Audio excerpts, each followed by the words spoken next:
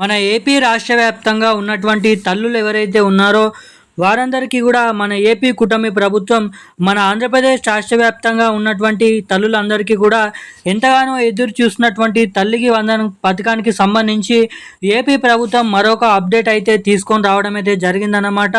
ఇక్కడ చూసుకున్నట్లయితే ఏదైతే మన ఆంధ్రప్రదేశ్ రాష్ట్ర వ్యాప్తంగా ఈరోజు 2 గంటల సమయం నుంచి సీఎం చంద్రబాబు నాయుడు గారు అయితే విద్యాశాఖ మంత్రి నారా లోకేష్ గారు ఇద్దరు కలిసి కూడా ఈ తల్లికి వందనం పథకానికి సంబంధించి డబ్బులను అయితే వేయబోతున్నట్లు అప్డేట్ని అయితే రిలీజ్ చేయడం అయితే జరిగింది.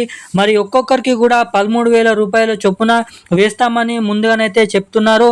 కానీ ఇక్కడ మనకి కొత్త రూల్స్ని అయితే తీసుకొని రావడం అయితే జరిగింది ప్రభుత్వం. మరి అందుకని ఈ పథకాన్ని మనకి వాయిదా వేశారన్న కూడా సమాచారం అయితే ఉందన్నమాట. ఎందుకంటే ఈ పథకాన్ని జూన్ 13వ తారీఖున విడుదల చేయాల్సిందిగానైతే ఉంది.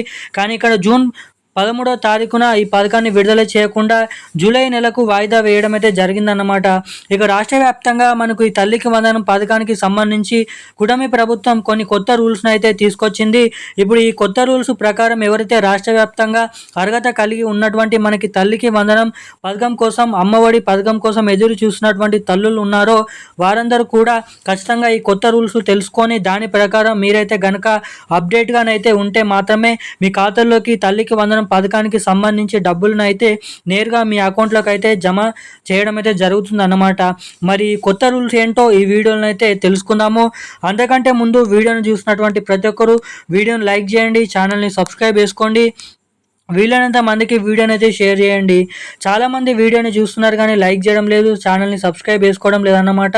సో వీడియోని చూసేటువంటి ప్రతి ఒక్కరు కూడా ఈ వీడియోని అయితే లైక్ చేసుకొని ఛానల్ని అయితే సబ్స్క్రైబ్ చేసుకొని వీలైనంత మందికి వీడియోని అయితే షేర్ చేయండి.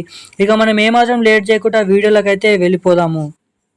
ఏదైతే వివరాల్లోకి వచ్చినట్లయితే ముఖ్యంగా మన ఆంధ్రప్రదేశ్ రాష్ట్ర వ్యాప్తంగా 68 లక్షల మందికి పైగా తల్లుల ఖాతాల్లోకి ఏపీ ప్రభుత్వం తల్లికి వందనం అనే పథకం ద్వారా ఎవరైతే మహిళలు వారి పిల్లల్ని 1వ తరగతి నుంచి ఇంటర్మీడియట్ వరకు కూడా స్కూళ్ళల్లో కాలేజీలకి పంపిస్తూ ఉన్నారో వారందరికీ కూడా ప్రభుత్వం ఈ యొక్క డబ్బులను అయితే అందించబోతుంది.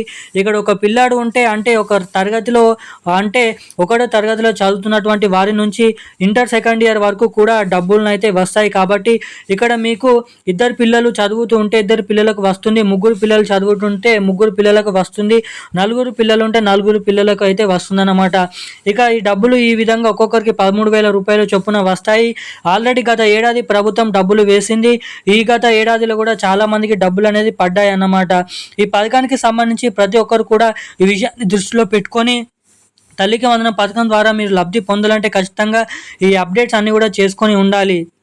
ఏదైతే కొత్త రూల్స్ ప్రకారం ఈసారి 2 విడతల్లో ఏదైతే అనాథ యొక్క తల్లికి వందనం పథకానికి సంబంధించి డబ్బులు వేస్తామని చెప్తుందన్నమాట.